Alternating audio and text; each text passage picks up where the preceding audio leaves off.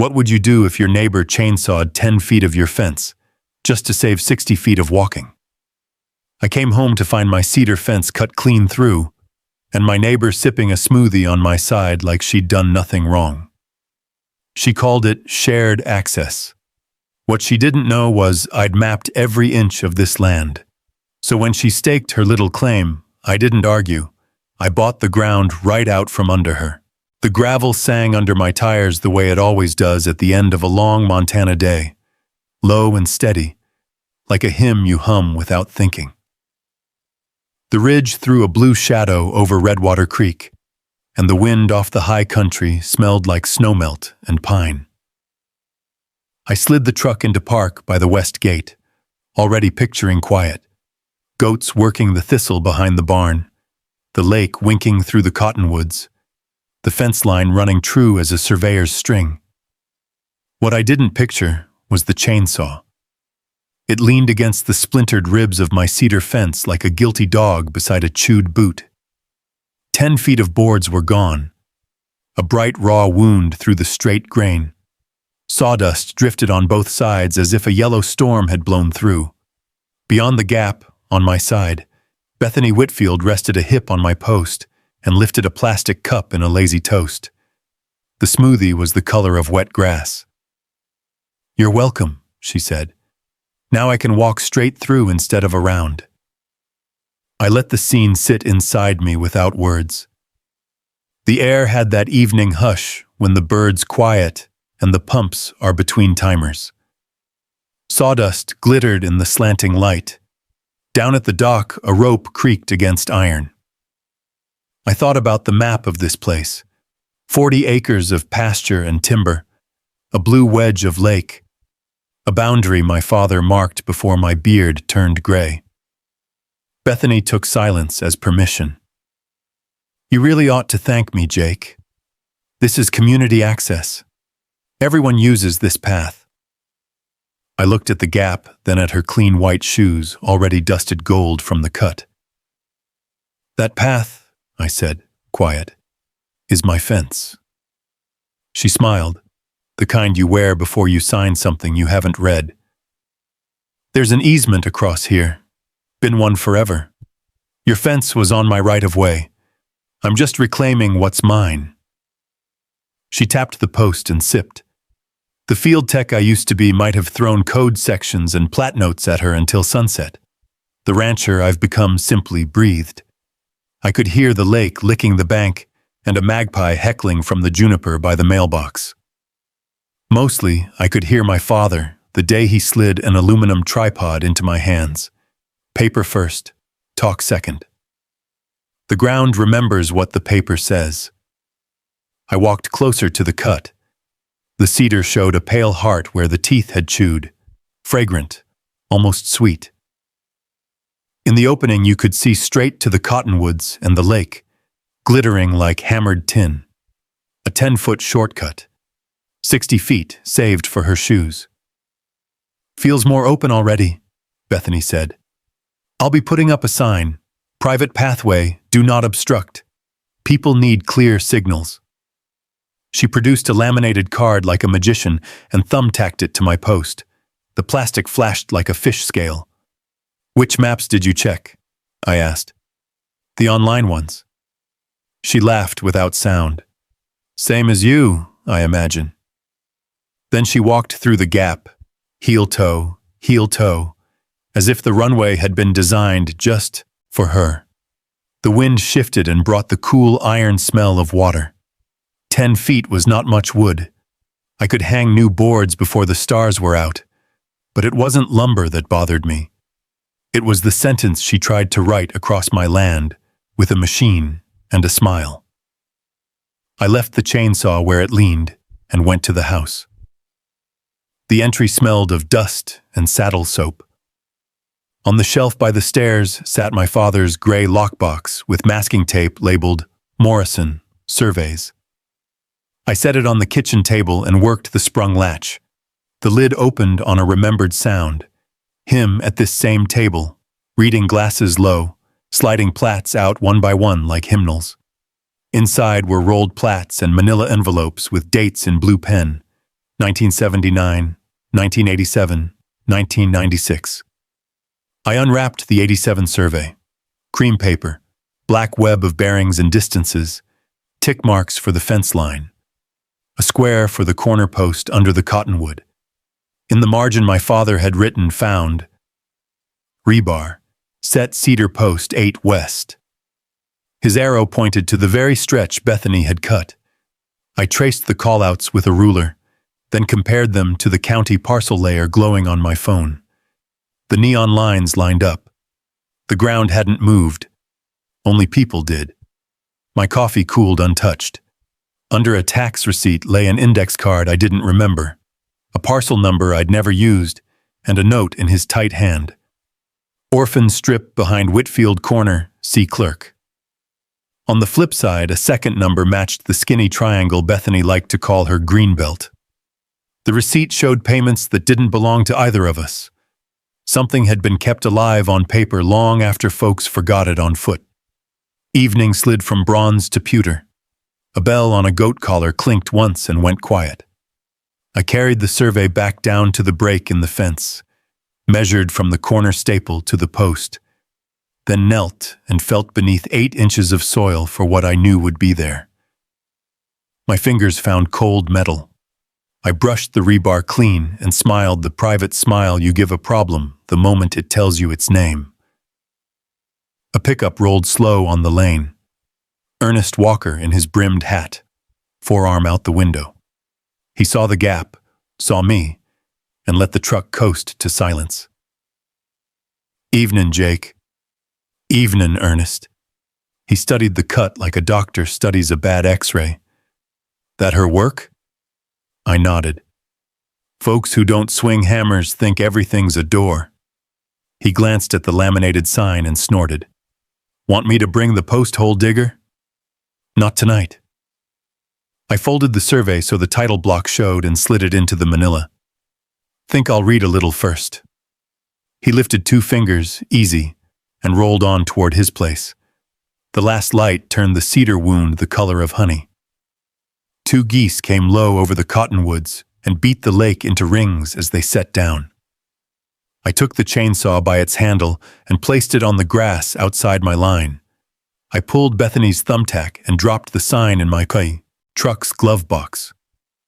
Plastic clicked against registration papers. Back at the table, I opened the county website. The clerk's search bar blinked like an eye that never sleeps. I typed the digits from the index card. The screen populated owner, county treasurer, status, delinquent, notes, surplus review pending, auction, end of quarter. Another tab bloomed with a form I'd filled in other towns in other lives. Pre-bid registration. I entered my name, address, phone, clicked through disclosures, scrolled past warnings. Parcels sold as is, no guarantees of encumbrances. No. When I reached the end, the button turned from gray to blue. Outside, moths tapped the window screen and Bethany's wind chime rang an expensive, slightly sour chord. The fence hummed in the cooling night, the way wood does after a cut, settling. I clicked. The confirmation email arrived before the kettle rattled. Pre-bid confirmed, it said, above the same parcel ID my father had circled years ago. My hands didn't shake. A slow, clean quiet moved in where the jolt had been, like a lake going glassy after your hand passes through it. I stood a while at the window looking toward the west gate. In the darkness, the missing section made a black mouth, a gap cut into evening. Tomorrow I could hang boards and erase the shape, if only to keep the goats honest. But the real repair was already underway, measured in bearings and minutes instead of nails. People think revenge is loud. Out here it sounds like paper sliding across wood, a stamp kissing ink, boots on courthouse steps. Out here, the land keeps a better memory than people do. What would you do if someone cut 10 feet of your fence just to save 60 feet of walking? People think revenge is loud. Out here it sounds like paper sliding across wood, a stamp kissing ink, boots on courthouse steps. Out here, The land keeps a better memory than people do. The morning after the cut, the frost still clung to the tall grass like powdered glass. Sunlight spilled slow over Redwater Ridge, catching on every dewdrop, every strand of barbed wire. I poured black coffee into my thermos and stepped onto the porch, the boards creaking beneath my boots. From here, I could see the wound in the fence like a missing tooth in a perfect smile. Bethany's yard beyond it gleamed with artificial order, painted mailbox, manicured roses, everything that screams control. Control. That was her favorite word. The email confirmation from the county still glowed on my phone. Pre-bid confirmed, parcel ID 14392B. Just one line of text, but it carried the weight of quiet satisfaction. I slipped the phone back into my pocket and headed for the barn. Inside, the air smelled of hay and engine oil. I cleared the workbench, laid out my father's old plat maps beside the modern printouts I'd made last night. The difference was like poetry and paperwork. The old ones hand-drawn with compass arcs and graphite notes. The new ones, sterile blue grids. I ran a finger along the old surveyor's callouts. Bearing N43 Degjelbu. Distance 119.3 Fomot. Boundary cedar fence installed 1987. He'd marked every detail with the patience of a man who believed truth could be measured in inches. Bethany's easement wasn't anywhere on those pages. I called the county clerk's office just after 8. The voice on the line was weary but kind. Sandra, her badge tag said when I arrived an hour later. She was older, with the look of someone who had seen too many disputes over inches of dirt. What can I help you with, Mr. Morrison? I slid the folder across the counter. Need to confirm tax status on parcel 14392B, the one behind Whitfield's corner lot. Sandra typed with 2 fingers, the keyboard clacking like rain on tin. Unpaid for 3 years? We sent notices to the previous owner, but no response. County took custody last fall. It's headed for auction next quarter. Any liens? She scanned the screen. None recorded. Probably one of those old survey fragments that slipped through title transfers. Happens when developers subdivide too fast. I nodded, pretending to be casual. And anyone else inquired about it? Sandra looked up over her glasses. Nope. You're the first one who's read past the headlines. Back outside, the wind tugged at my hat brim.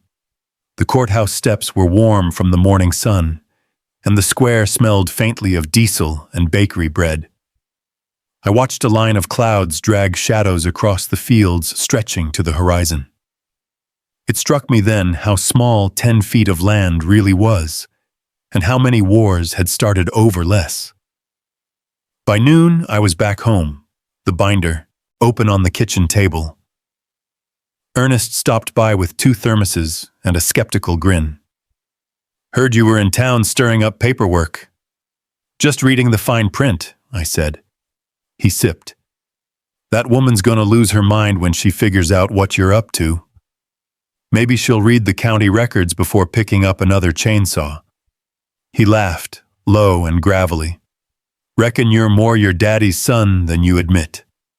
That afternoon, I walked the line again with a steel tape and a fresh set of stakes. The ground was still soft from last week's rain. Each footfall sank deep enough to leave an impression, temporary but real. I measured from the rebar to the cottonwood, checked bearings with my compass, then stood back and looked toward her porch. Bethany was there, of course. She always appeared when the world wasn't watching. Phone in hand, sunglasses too big for her face, recording me like I was trespassing on my own land. You know, she called, it's illegal to move survey markers without an HOA permit. I bit the inside of my cheek to keep from smiling. Good thing I'm not moving them. What are you doing then? Measuring memories, I said, and kept working. She huffed, retreated inside, and slammed the door. By the time dusk came, my new stakes were set in a perfect line. They looked plain, just wooden pegs in dirt, but they meant everything. Each one marked not just property, but principle, a quiet rebellion against ignorance disguised as authority. I walked back to the house with the survey under my arm. The goats bleated in the distance, and somewhere across the pasture a coyote barked once, sharp and lonely. I poured another coffee, sat on the porch rail, and watched the moon rise pale and thin over the ridge. The next morning brought a different sound. Hammering. I stepped outside to find Bethany on her side of the line, pounding a post into the earth with all the fury of a woman trying to erase a mistake. A laminated sign gleamed under her porch light. Private pathway. Do not obstruct. She saw me watching and shouted, "It's official now!" I raised my mug in mock salute. "Congratulations on laminating a felony." Her hammer froze mid-swing. The truth was, I didn't need to outshout her. The documents would do that for me. Paper doesn't yell. It just waits. That night, I uploaded copies of the 1987 survey, tax delinquency report, and the pre-bid confirmation to a cloud folder labeled Evidence. I added time-stamped photos of the fence, the sign, the chainsaw. Every click was a nail in a coffin built entirely from paperwork. Before bed, I printed one last map, the auction notice with my parcel circled in red. I pinned it to the wall above the kitchen desk, beside my father's old compass and a photo of him setting fence posts. The paper fluttered slightly in the draft from the window, like it was breathing. "The land remembers," he used to say. And when people forget, it just waits for someone patient enough to listen. 2 days passed in the kind of silence that only fools mistake for peace. The fence line stood open, raw and waiting, the cedar edges silvering in the early frost. I spent those mornings hauling hay, mending a water trough, pretending I could ignore the gaping wound just beyond the cottonwoods. By the third day, the noise began. It started with music, soft at first, drifting through the gap like a breeze that had lost its way. Then came the laughter, high, brittle, careless. By evening, the bass from a portable speaker pulsed through the pasture like a heartbeat. I stepped out onto the porch and saw string lights looping between trees, wine glasses glinting in the dusk. Bethany's backyard had become a stage, and my land the audience. I walked to the gate. Across the gap stood a half-dozen strangers, their sandals sinking into the damp soil of my property. They were toasting under my cottonwoods. One man in a linen shirt waved, "You should come over. We're celebrating community." I didn't answer. I took out my phone, framed the shot, and captured them mid-toast. The shutter sounded quiet, but sharp, a single nail tapping wood. When I sent the photos to the county code enforcement address that night, I didn't expect an immediate response. Bureaucracy moves at the speed of erosion. Still, it felt good to let paper do the talking. The next morning, Ernest stopped by with a sack of feed and the same look men wear when they've got gossip they'd rather not repeat. "Jake," he said, "you see the sign she put up?" "I've seen enough signs this week," I muttered. He set the sack down, motioned toward the road. "No, this one's special. Says, Historic Pathway Access, County Verified. She's got folks thinking the law's on her side." I followed him down the lane. The sign was laminated, of course. Bethany had a thing for plastic truth. It gleamed at the edge of the gap, nailed crooked to my fence post, the ink still fresh. She came out of her house just as we were reading it, phone in hand, recording. "You're trespassing," she said brightly. "This is a public easement." Ernest chuckled. "Public easement, my hide. This post was set before you learned how to spell it." Her smile didn't flinch. "Some of us read more than we gossip." I turned to Ernest. "Go on home. I've got this." When he left, I faced her square. You sure you want to film this? Oh, absolutely. Good, I said. Then you'll catch this part too. I pointed to the laminated edges of her sign. That's my property. I've got the 1987 survey to prove it. You might want to delete your footage before it becomes evidence. She blinked. Just once, but it was enough to tell me she hadn't expected a counterpunch. Then she laughed, that brittle, performative sound. We'll see what the county thinks. Already asked them, I said, and walked away. By noon, a white sedan rolled up the drive, Inspector badge glinting behind the windshield. The man was middle-aged, polite, and visibly exhausted. He carried a clipboard that had seen more conflict than some soldiers. Mr. Morrison, he said, we got a complaint about an unauthorized structure blocking a public right-of-way. You mean my fence, I said. That's what we're here to clarify. I led him to the gap. Bethany hovered nearby, arms folded, lips tight as wire. The inspector measured, scribbled notes, compared them to a map that looked like it had been photocopied 1,000 times. Finally, he sighed. Your property line's exactly where the original survey says it is. No easement on record. Bethany's face pinched. That can't be right. The HOA maps? There's no HOA jurisdiction here, ma'am, he said, tucking his tape back into its case. Rural parcels like this are county only. She opened her mouth, closed it, then muttered something about calling her attorney. The inspector handed me a form. Standard report. Keep it on file. As his car pulled away, Bethany stood frozen in the dust, the wind playing through her perfect hair. For a long moment, neither of us spoke. Then she turned sharply and disappeared into her house, door slamming like a gavel. That evening, I sat on the porch again, the form folded neatly in my shirt pocket. The wind carried the smell of wet cedar and distant rain. Somewhere in the darkness, a cricket started its song, steady, insistent. I thought of my father's words, paper first, talk second. My phone buzzed. A new email. County confirmation. Property ownership verified. Below it, a note from Sandra at the clerk's office. Just a heads up, the parcel you inquired about is officially listed for public auction. Pre-bids accepted through the end of the quarter. A flash of lightning lit the ridge. I looked toward the broken fence, where Bethany's sign flapped loose, one corner torn by the wind. Behind it, her porch lights flickered, shadows moving inside. Music started again, louder this time, a kind of defiance. I smiled into the wind. Every note she played was another reason for patience. The rain came hard after dark, drumming on the roof, washing sawdust and pride alike into the soil. When it stopped, the air smelled clean, almost forgiving. I checked the time, 11:59 p.m., and refreshed the auction page one last time before sleep. The parcel still sat there, unloved, unclaimed, waiting. People think revenge is fire and fury. Out here, it's rainfall on paper, erasing footprints until only the truth remains. When the county auction finally arrived, the sky looked scraped clean, Montana blue, sharp as glass.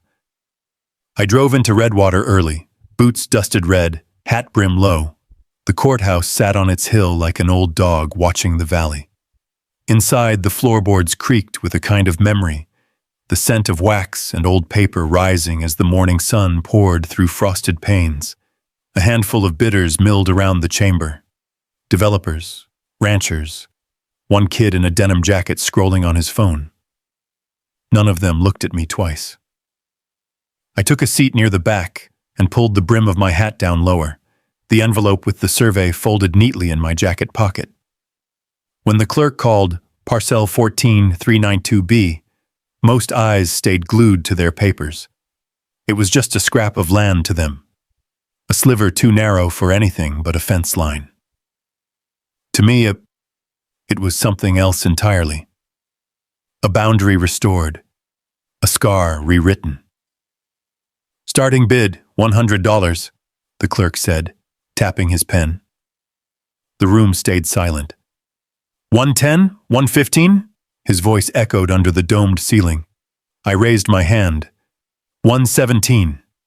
The clerk nodded, tapping again. 117. Any advance? The silence stretched, long enough for the clock to tick twice. Sold, he said. The gavel tapped once, the sound dry as a snapped twig. That was it. No drama, no applause. Just paper changing hands, history shifting by inches. The clerk slid me a receipt, the ink still wet. I signed, thanked him, and stepped back into the sunlight. Outside, the air carried the sweetness of thawing earth. The snowline on the ridge had crept another 10 feet higher.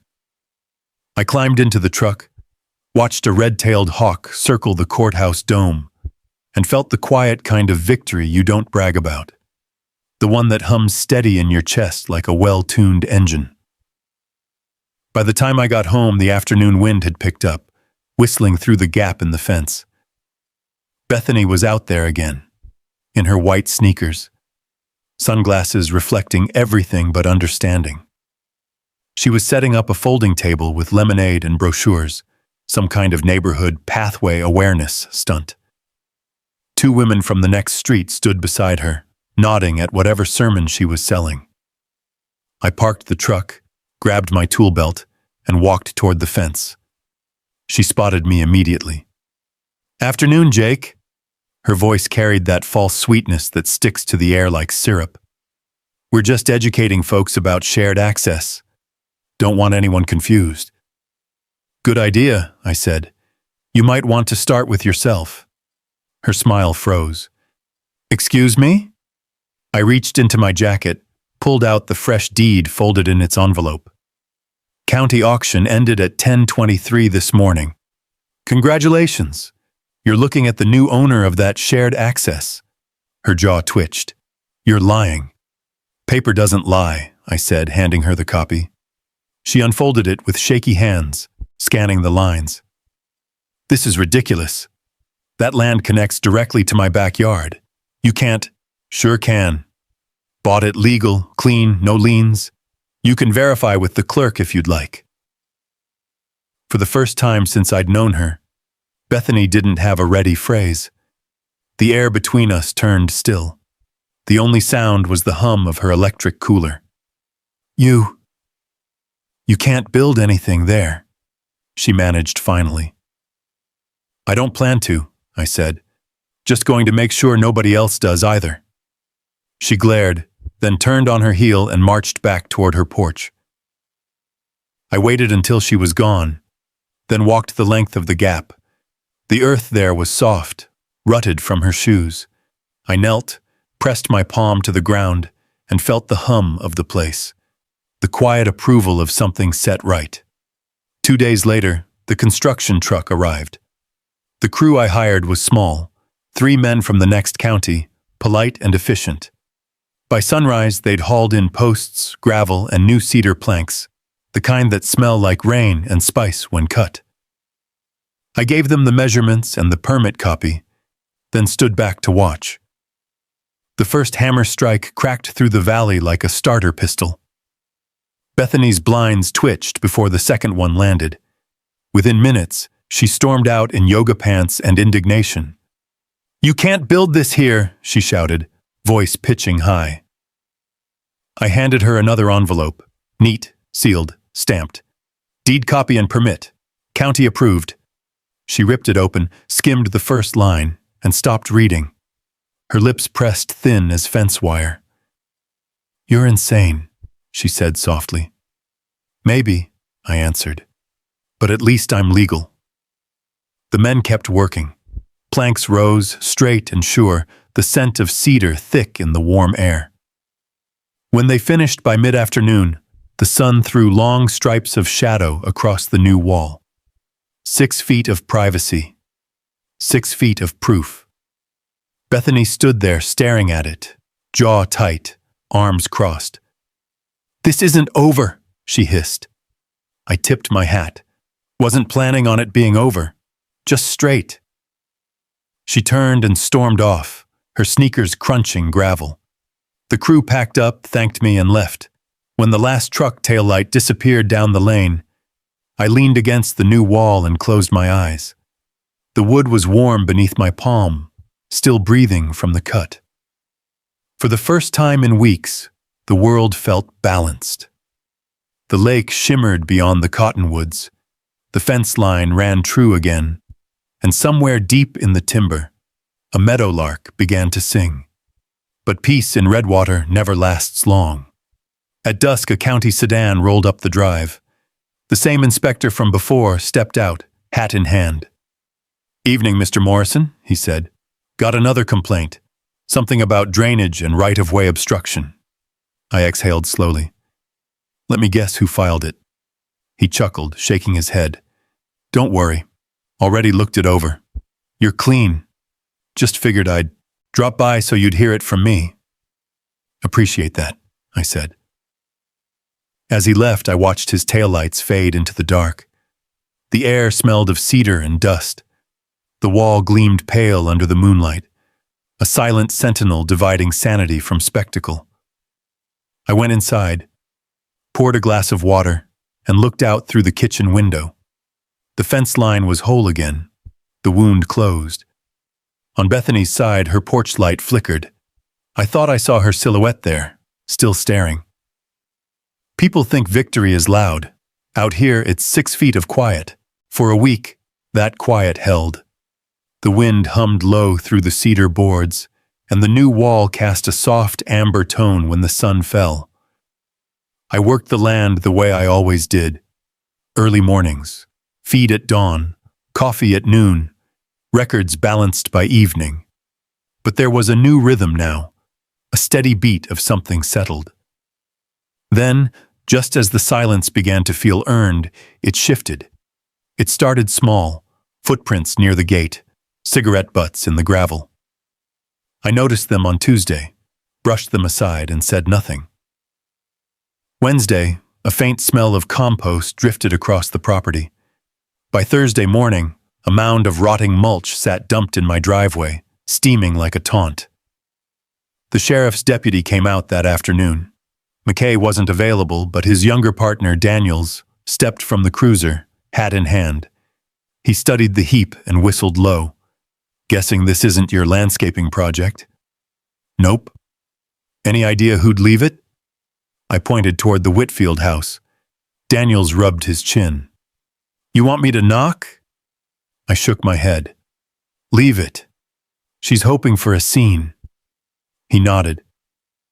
"You sure you don't want to file something?" "Oh, I'm filing," I said, tapping the side of my temple. "Just not yet." When he left, I grabbed a shovel and cleared the mess myself. Took most of the afternoon. Each scoop felt like punctuation, a pause, a breath, a reminder that patience writes longer stories than anger ever could. The next morning, I woke to letters stuffed in my mailbox. 5 envelopes, all stamped from a law office in Billings, each one printed on glossy paper, bold black letterhead. The first read, "Notice of nuisance and interference with traditional access." I skimmed the others, all variations of the same empty threat, a low-rent attorney trying to sound like thunder. I laughed softly, set them aside, and typed a 1-page reply. "Dear Counsel," it began, "Ms. Whitfield destroyed my fence, trespassed, and interfered with property she did not own. I've since purchased said property. All actions taken are lawful, documented, and permitted by the county. Future correspondence should be directed to my legal representative." I didn't actually have a lawyer. Not yet. But paper again didn't care. I mailed the letter certified, return receipt requested, and let the silence do its work. By Sunday, the house next door was quieter than it had been in months. No music, no laughter. Just the sound of wind brushing through grass. The calm felt almost unnatural, like a storm retreating just far enough to reload. It was late afternoon when the buzz of a drone broke that peace. A small quadcopter hovered above the cedar wall, its propellers slicing the still air with a thin electric whine. I stepped outside and shaded my eyes. The drone dipped, drifted toward the garage on Bethany's side, then back toward me. Its camera lens blinked red. I grabbed my phone and filmed it right back. 2 minutes later, it zipped off, vanishing over the rooftops. That night, I poured myself a whiskey and uploaded the footage. Then I zoomed in on the final frame, where the drone had hovered near Bethany's garage. The image wasn't clear, but something about the alignment of the structure caught my attention. The concrete foundation curved slightly beyond the hedge line, just enough to overlap into what I now legally owned. I enlarged the photo again. There it was, a thin crack of daylight where her property shouldn't have reached.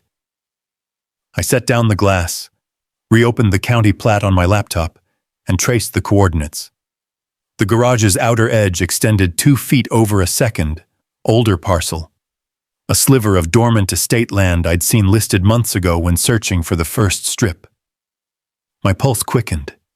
If the map was right, part of her prized garage wasn't even on her property. The next morning, I was at the county records office before sunrise. Sandra, the same clerk from before, was refilling her coffee when I walked in. "Morning, Mr. Morrison. Back so soon?" "I need to pull records on parcel 14392D. She raised an eyebrow. "That one's ancient. Belonged to an estate that never finalized probate. Still county-owned?" She nodded. "Technically. Going up for auction next month with the others." "Good," I said, a slow smile forming. "Let's make sure I'm registered for that one, too." Back home, I sat on the porch as the first light bled through the clouds. The air smelled of rain and cedar oil. The goats grazed quietly beyond the wall, their bells faint against the morning wind. Bethany's porch remained empty. No sign of her, no sound. The wall cast a long shadow across the grass, steady and sure.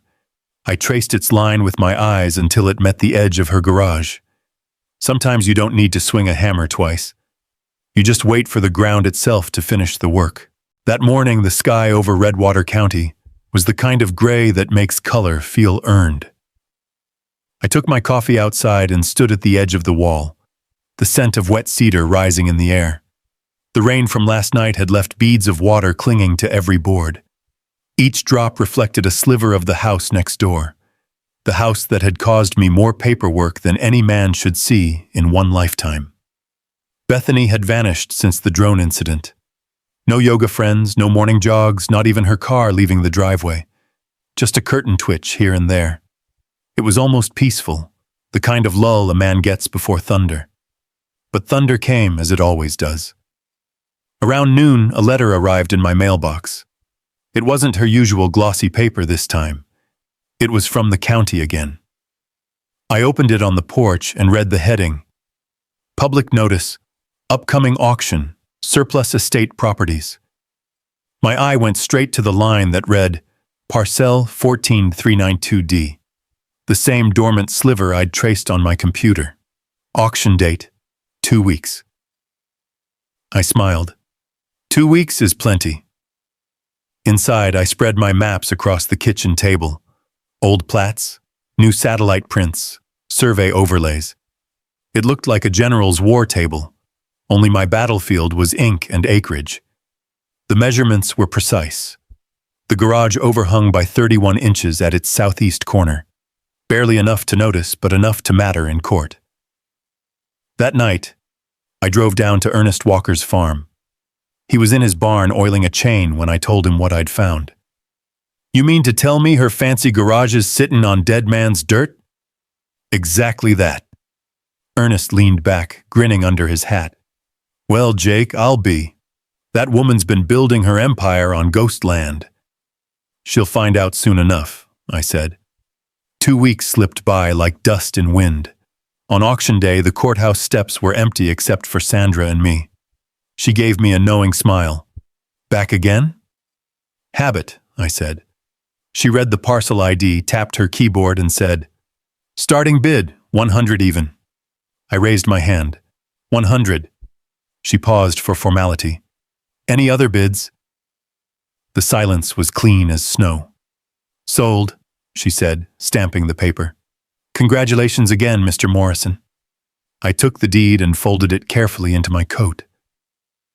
For the price of a microwave, I now owned the soil under the edge of Bethany's garage. Driving home, the highway shimmered under a late summer sun. I could see the mountains crouching in the distance, pale blue ghosts against the horizon. Everything smelled like rain and freedom. When I turned into my drive, Bethany was waiting. She stood at the fence line in dark sunglasses, her posture tight, one hand clutching a phone like a lifeline. Heard you were in town, she said. Word travels fast. You're buying everything now, aren't you? Every little scrap you can find. Only the parts that touch me, I said. Her voice cracked, slightly.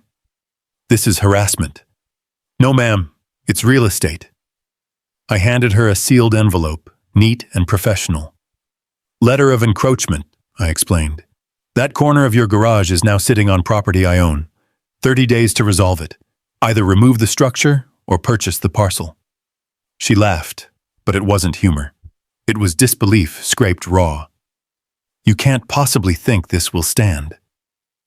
Paper thinks otherwise, I said, nodding to the envelope. Bethany tore it open right there. Her eyes darted across the words, her lips moving silently as she read. The wind carried the scent of cedar between us, and I watched the exact moment she reached the line about forced removal via structural code violation. Her expression hardened. You're sick. Maybe, but I'm patient. She turned sharply and walked back toward her porch, the heels of her shoes biting into the gravel. I stayed where I was, listening to the crunch fade into nothing. That night, rain came again, soft, steady, the kind that makes the world smell new. I sat by the window with the deed in my hand, tracing the raised seal with my thumb. My father would have laughed at the poetry of it. 2 lines of fence, 2 pieces of land, both cut and reclaimed without raising a voice. The next day, a black SUV rolled into Bethany's driveway. A man in a gray suit stepped out, too polished for these roads. He measured, photographed, spoke quietly into his phone. I watched from my porch, unseen. Later I'd learned she'd hired a lawyer, the kind who charges by the word. By the weekend, a formal letter arrived. Demand to cease harassment and vacate adjoining property. I set it beside her previous ones, still unopened, still harmless. The paper mountain on my desk was starting to look like armor. At sunset, I walked the fence line again. The sky had that molten orange edge that only comes after a storm. The cedar boards gleamed wet and gold, the new wall catching every ray. At the far corner, the garage loomed close, too close, its shadow spilling across the boundary like a trespass. I laid my palm against the damp wood of the fence and felt the faint hum of the earth beneath it. Boundaries aren't just drawn, they're remembered. And this land, it remembered who listened. The next morning broke clear and cold, the kind of light that makes everything too sharp to lie. The dew clung to the cedar boards like a thin frost, and beyond the wall, Bethany's house stood unnaturally still. Her blinds were closed, her car still parked at the curb, but I could feel her watching. By noon, the silence broke. A courier truck pulled into my drive, dust curling around its tires. The driver handed me an envelope heavy with legal print and drove off before I could ask a question. I tore it open on the porch. Inside were 9 pages, each stamped with the logo of a law firm in Bozeman I'd never heard of. Notice of intent to file civil action for property harassment, encroachment, and damages. The words were dense, self-important, and exactly what I expected. But what caught my eye was the signatory at the bottom. Whitfield Holdings, LLC. Bethany had formed a company. The move was desperate, but clever in its way, an attempt to turn a personal feud into a business dispute, to wrap her tantrum in a tax ID number. She was hiding behind paperwork now, the same way I'd used it to expose her. I spent the afternoon drafting my response. Nothing dramatic, just facts, calm and precise. Ownership records, certified deeds, time-stamped evidence. I made copies for the county, for my files, for whatever judge eventually got tired of reading her name. That evening, as I set the printer to its final page, headlights swept across the window. Sheriff McKay himself stepped out of the cruiser. His hat was tilted against the wind, his boots crunching the gravel with the sound of slow patience. "Evenin', Jake," he said. "Evenin', Sheriff." He leaned against the porch rail, eyes drifting toward the cedar wall. "Got a call from your neighbor again. Claims you're threatening her property value." I nearly laughed. "My fence does that all on its own." "She also mentioned you're buying up half the block. Only the parts that used to be mine." He chuckled softly. "Jake, I've known you long enough to see where this is going. You got the law on your side, but you're also poking a bear with a law degree now." "I don't poke, Sheriff. I file." He tipped his hat, amused. "Just keep it that way." After he left, the night settled heavy. Clouds gathered over the ridge, thick and low. The scent of sage drifted in on the wind, carrying the promise of rain or trouble, maybe both. 2 days later, a new player entered the board. I was loading lumber behind the barn when a silver sedan rolled up, tires crunching the gravel in perfect rhythm. A man in a dark suit stepped out, briefcase in hand, shoes far too clean for Redwater soil. "Mr. Morrison?" "That's me." He extended a business card. "Grant and Lyle, attorneys at law. I represent Whitfield Holdings. My client wishes to resolve matters amicably." "Amicably?" I repeated. "That what she's calling it?" He smiled thinly. "Property." "Disputes are expensive, Mr. Morrison. For everyone. Miss Whitfield is prepared to make an offer for your newly acquired parcels, provided you cease further acquisitions adjacent to her home." "An offer?" He named a number that might have impressed me if I hadn't already known how much peace was worth. "No deal," I said. "Tell her she can't buy her way out of a bad survey." He sighed, closing his case. "Then I suppose we'll see you in court." "Count on it," I said, and watched his sedan disappear down the lane. That night, lightning stitched the horizon in pale white seams. The storm came hard, rain lashing sideways, wind shrieking through the cottonwoods. I sat by the window, watching the cedar wall stand firm, the water sheeting off its smooth surface like defiance. Somewhere behind it, Bethany's lights flickered, dimmed, and went dark. The next morning brought the aftermath. Branches scattered across the yard, mud streaking the gravel, and an email from the county zoning office marked urgent. I opened it at the table, coffee cooling beside me. "Notice of new development inquiry, parcel adjacency review, requested by Whitfield Holdings, LLC. She wasn't suing yet. She was plotting a new angle. Rezoning. By noon, I was already at the courthouse. Sandra met me in the hallway with 2 folders and that tired smile of hers. "Jake, I was hoping you'd show up before I had to call. She's filed a request to rezone both your parcel and hers as a potential multi-unit development. Claims it would benefit the community." I exhaled slowly. "You've got to be kidding." She shook her head.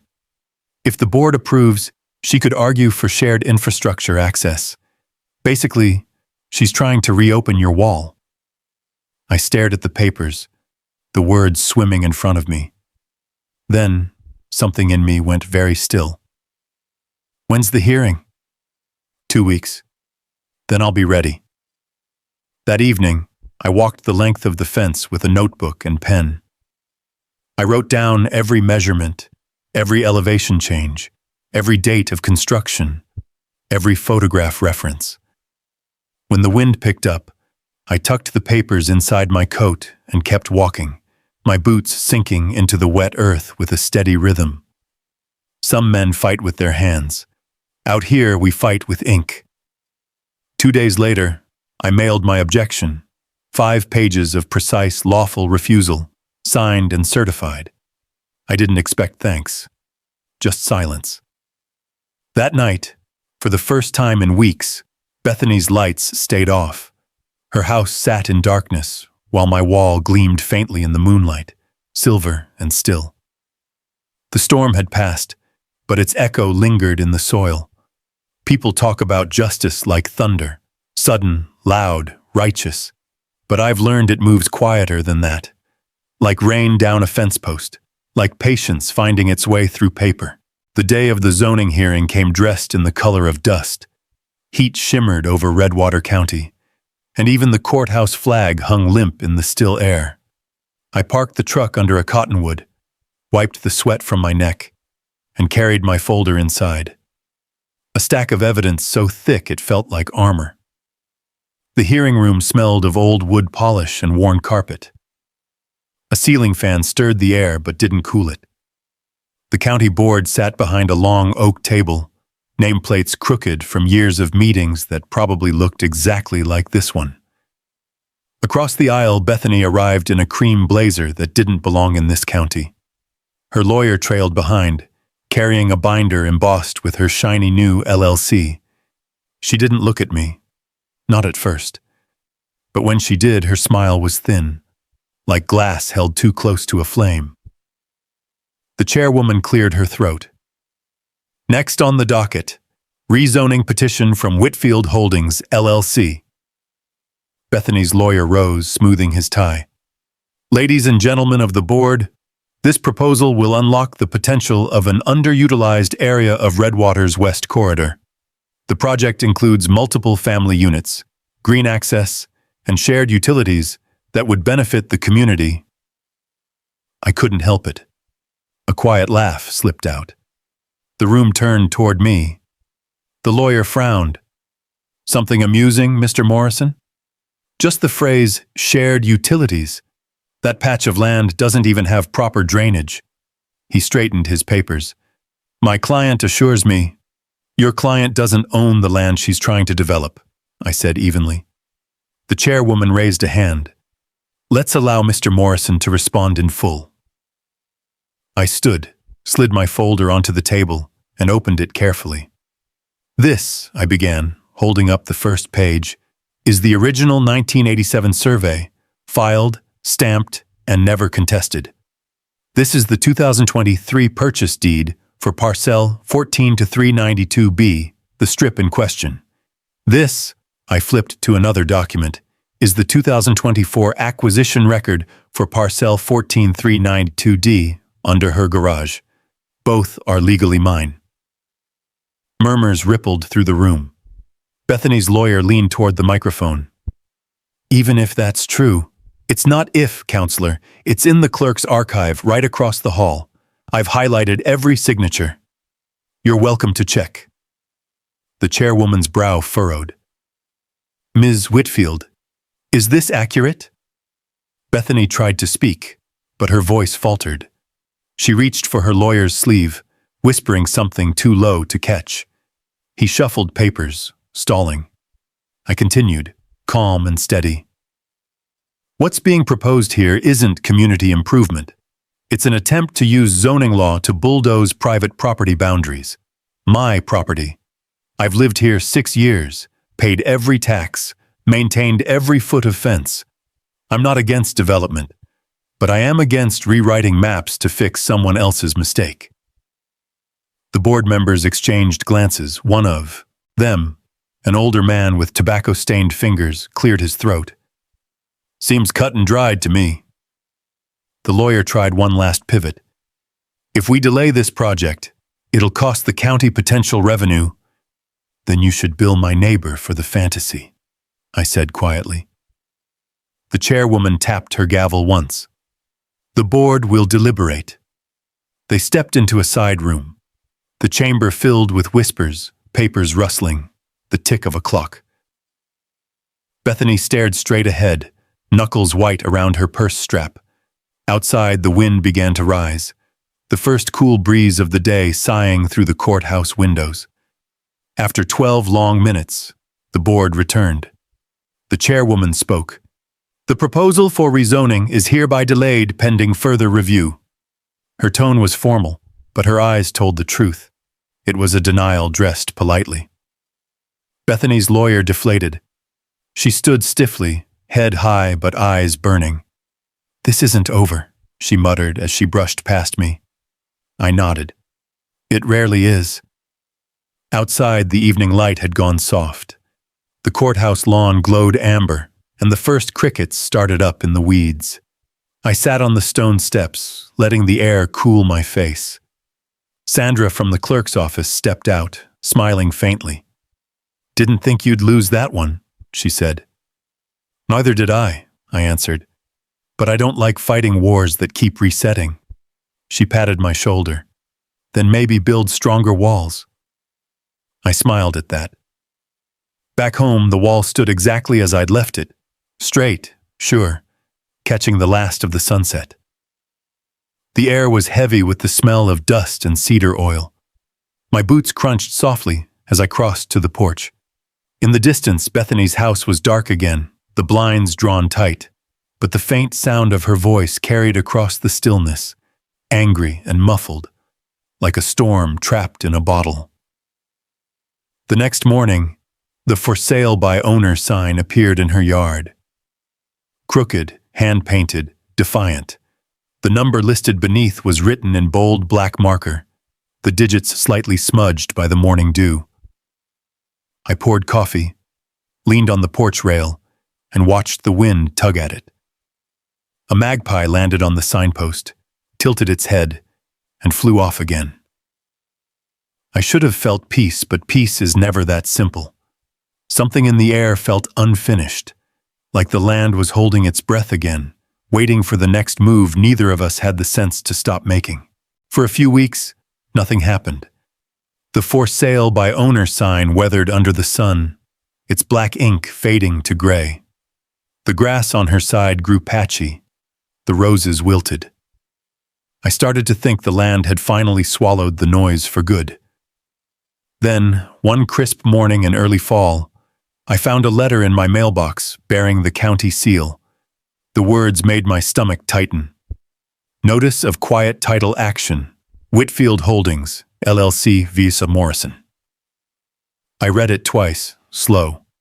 Bethany was trying to claim my first purchase, the narrow strip she'd once called her shortcut, on the grounds of continuous, open, and notorious use.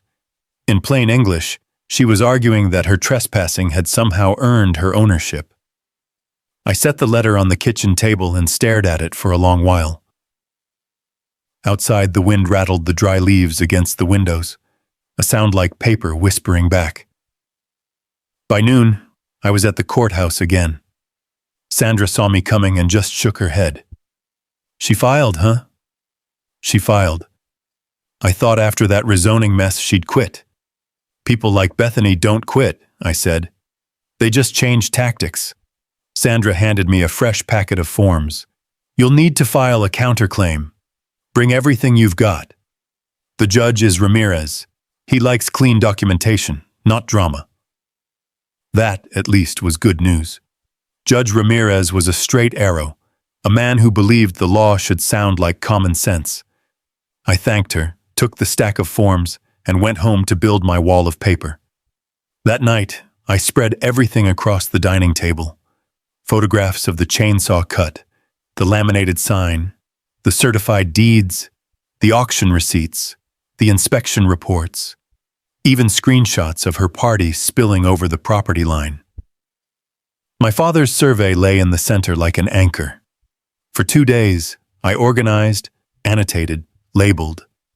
The living room turned into a war room again, maps taped to the wall, post-its marking every trespass, every complaint, every act of arrogance she'd wrapped in pastel words like access and community.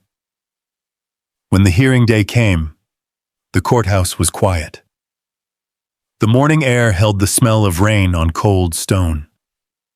Inside, Bethany's lawyer waited with a briefcase that probably cost more than my first truck. Bethany herself sat beside him, face pale, eyes rimmed in dark makeup. She looked older, smaller somehow, but the set of her jaw hadn't changed. Judge Ramirez entered, glasses low on his nose, gavel resting lightly in his hand. "Let's make this quick," he said. Bethany's lawyer launched into his argument first, painting a story of neighborly tradition, of a pathway used for years without objection. His words flowed smooth, practiced, too clean to have ever met dirt. When it was my turn, I stood and let the silence stretch a moment. "Your Honor," I began, "this isn't about access. It's about boundaries, ones that were measured, recorded, and respected, for decades until someone decided inconvenience outweighed law." I handed the clerk my binder. Inside were printed time-stamped photographs of the fence before and after the chainsaw cut, the certified deed of purchase, copies of cease and desist letters, screenshots of her social media posts bragging about the shortcut. The judge flipped through the pages, nodding slightly.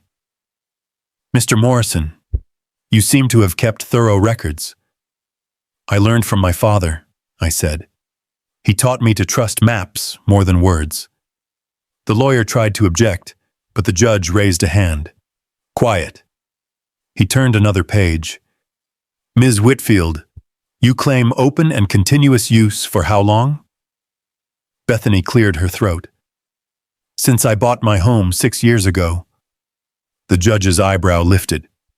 6 years isn't enough under state law. You'd need at least 10. Her lawyer fumbled.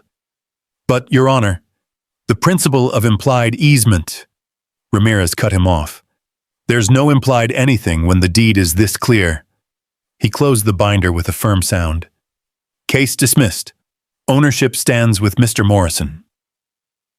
Bethany's shoulders slumped. Her lawyer stared down at his notes, defeated. Then, almost as an afterthought, the judge asked, "Mr. Morrison, one more question. Why did you name the property in your filing Karen's Shortcut Memorial Park?" I smiled faintly. "Because, Your Honor, ignoring boundaries has consequences, and I wanted to remember that without bitterness." For a second, even the judge laughed under his breath. "Fair enough." He rapped the gavel once. "Case closed." Outside, the rain had started again, soft and steady. I stood under the courthouse awning, watching the drops darken the concrete. Bethany walked past without looking at me, her umbrella tilted low. I caught a glimpse of her reflection in a puddle, distorted, trembling. Then she was gone, her footsteps fading down the wet street. I drove home slow. The road glistened like mercury in the fading light. When I pulled into the driveway, the wall stood untouched, the cedar gleaming under the rain. I parked the truck, stepped out, and walked to the sign bolted near the gate. Karen's Shortcut Memorial Park. Access, none. The letters were black, simple, and unflinching. I brushed a leaf off the corner, straightened the post, and stood there for a long while listening to the rain hit the boards. People think justice is a hammer, but sometimes it's a raindrop finding its way home. When the clouds cleared, the world smelled new, damp cedar, wet soil, and the faint sweetness of grass waking after too much noise. I walked the length of the fence, boots sinking softly into the mud. Every board was still straight, every nail still sure. The wall had weathered the storm just fine. Across the property line, Bethany's house stood dark and hollow. The blinds were drawn, the porch light burned out, the for sale sign gone. Only the faint grooves in the driveway showed where her tires had rolled out for the last time. She hadn't said goodbye. I didn't expect her to. A week later, the county clerk mailed me the official judgment. Ownership confirmed, appeal period closed. I read it once, folded it neatly, and set it beside my father's old survey. 2 documents, decades apart, joined by the same truth. Land doesn't lie, only people do. For the first time in months, I slept with the windows open. The crickets sang like the world hadn't noticed any of it. The letters, the hearings, the noise. By dawn, sunlight poured through the trees in clean gold stripes. I brewed coffee and sat on the porch, watching steam rise from the mug and from the pasture. The air was full of that quiet hum a man only hears when nothing's left to fix. By afternoon, Ernest drove up in his dusty truck, window down, hat tipped low. "Heard the court came through?" he said, grin tugging at one corner. "Sure did," I said. "Judge made it official." He leaned his elbow out the window, looking past me toward the wall. "That what you're calling it now?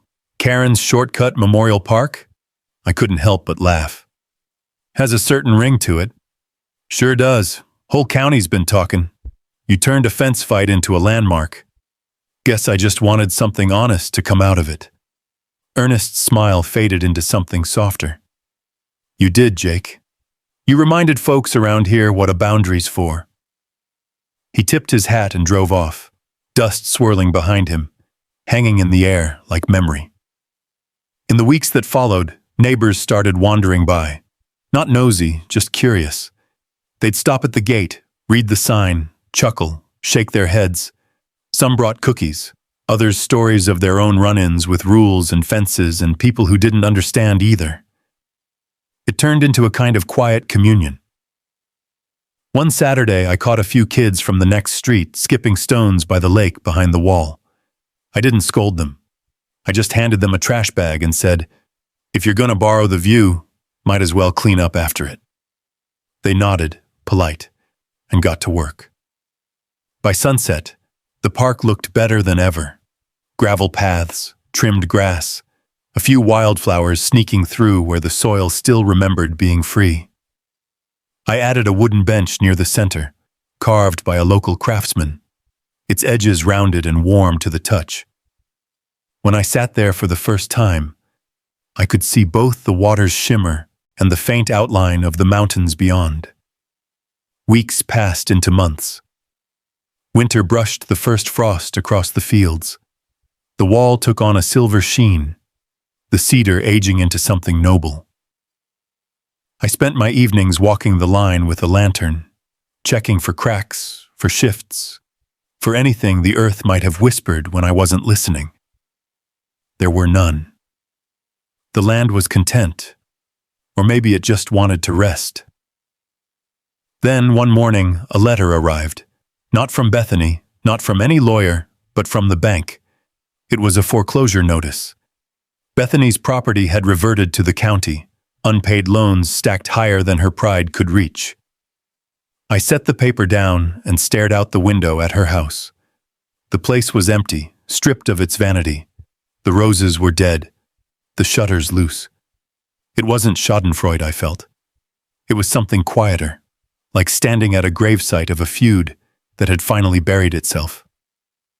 I walked out to the wall, the air cold enough to bite. My breath hung in the morning light. I ran a hand over the wood and said to no one in particular, "You got what you wanted, old man." The land didn't answer, but the wind shifted just enough to make the boards creak like acknowledgement. By spring, I had planted lilac shrubs along the base of the wall. They took root quick, spreading soft purple blooms that hummed with bees by June. People passing by started calling it Morrison Park, though the sign never changed. I left it as it was, Karen's Shortcut Memorial Park. Access, none. One evening, an older woman I didn't recognize stopped by while I was watering the lilacs. She wore a straw hat and a smile that carried a little history. "You're the one who bought all the puzzle pieces, aren't you?" she asked. "I suppose I am," I said. "My husband and I lived here back in '89, she said. "This whole stretch was open pasture before the developers chopped it up. Funny thing, you're the first one who's ever put it back together." I looked around at the joined plots, The fence line's now clean, the air clear of argument. Feels like it belonged this way all along. She nodded slowly. It does. Some land doesn't like being divided. It just waits for someone stubborn enough to stitch it whole again. After she left, I sat on the bench till the sun went down. The sky turned the color of copper, the lake reflecting every inch of it. Fireflies rose from the reeds, flickering like distant campfires. I thought about my father then, about all the times he'd walked a line with nothing but a compass and conviction, about how he'd say, "A boundary isn't to keep people out, Jake. It's to keep the truth in." The truth, it turned out, was this. Fences aren't just wood. They're history, patience, consequence. When darkness fell, I lit the lantern by the gate and watched its glow spill across the cedar boards. The air smelled of lilac and lake water, and something like forgiveness for the Q. First time in a long time, the land was quiet. And so was I.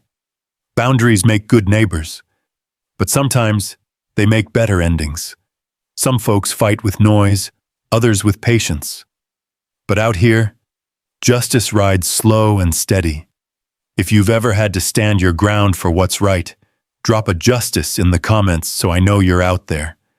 And if stories of land, grit, and quiet revenge speak to you, stick around, hit subscribe, and join me for the next one. The fence line's long, and there's plenty more to tell.